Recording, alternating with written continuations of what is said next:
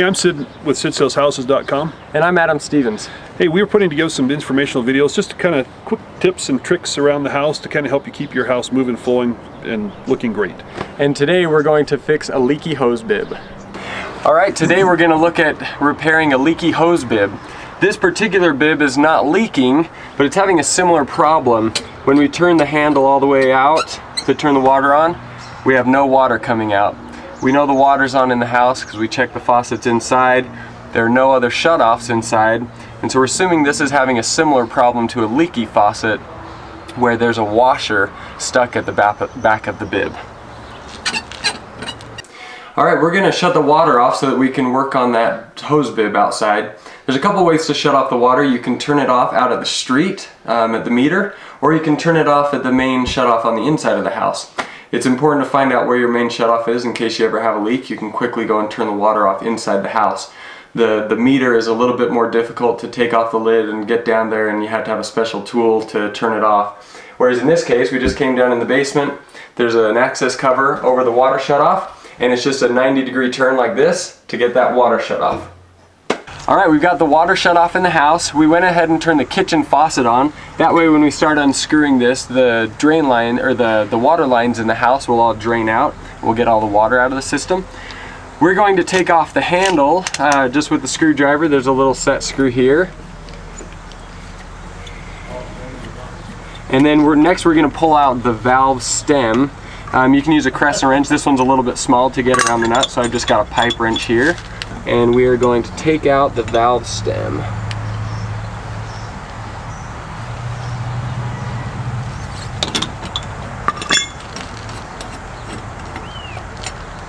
And then let's see, this.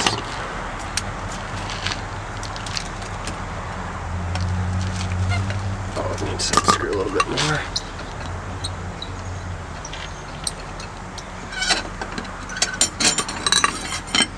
There's the valve stems. So you can see there's still no water leaking out. And up on the end here, there's normally a washer and a screw holding that in, and that's come off in this case. So on this one, we're gonna see if we can get that screw out and the washer. So Adam's taking apart the washers and everything so that we can change that out. Okay, I'll just get a Phillips here. Okay, so this is the little piece that came out of the end of here. It actually had, I'll start over here. I'm gonna just put it back together and do the whole thing. You still going? Yep. Okay, so this is the stem, and this is the set of washers on the end. You pop it out, there's a little spring in here, and this. Now you wanna make sure this is moving freely. I actually just had to sand it off a little bit, had maybe a little bit of buildup on it. I just sanded out the inside a little bit. And then I think we've just got a little bit of a problem with this washer right here. So you just take a Phillips screwdriver, unscrew that. Make sure to keep those in the right order. We'll pop this out. And then it's that one washer right there, that rubber washer we're gonna replace. It's a tapered washer there. Yeah. We've got a new one here. Gonna fit back in there.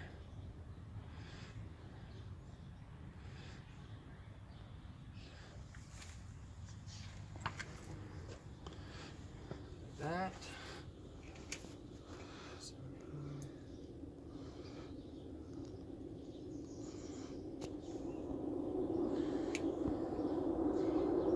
Now we bought a new one in case we needed to fully replace it.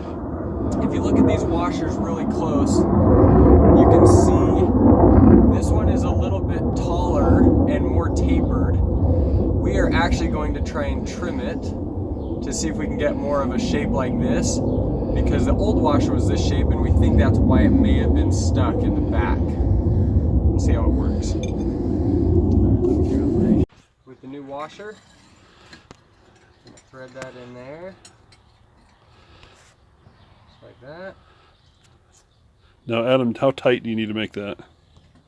This doesn't need to be very tight, and I think that might have been part of the problem. When this was turned on and off, you know, sometimes people really crank down on that hose bib, and maybe just over time it wore it out. You know, you really just need to turn it as tight as it takes to stop the water. and I think maybe it had just been cranked down to where that washer was really shoved in there. Okay, we're gonna throw this back on.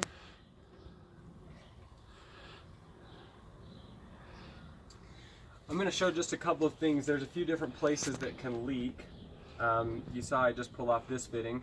There's actually a little O-ring right here. So if your faucet's leaking not out of the bib but out of the handle, it could just be this O-ring right here, and that's an easy thing to replace. Or it could be leaking out of the vacuum here, and you'll see that there are some parts that you can swap out in there. There's another couple of, or one or two pieces of rubber down in there, O-rings and such. And so you might need to replace there if you see water coming out of that.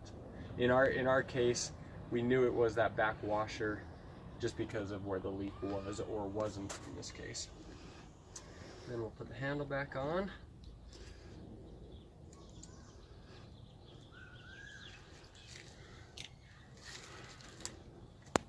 And then we'll turn the water on and we'll see how it works. Yahoo!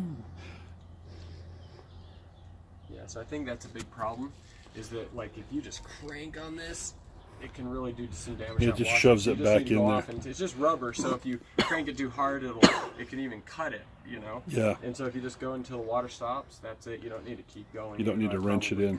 Yeah. Cool. All right. Okay, Adam's gone in the house. He's turned on the water inside. And so far, no leaks. Adam, so far it looks good. We're going to give it a couple tries here. Kind of turn it on and off.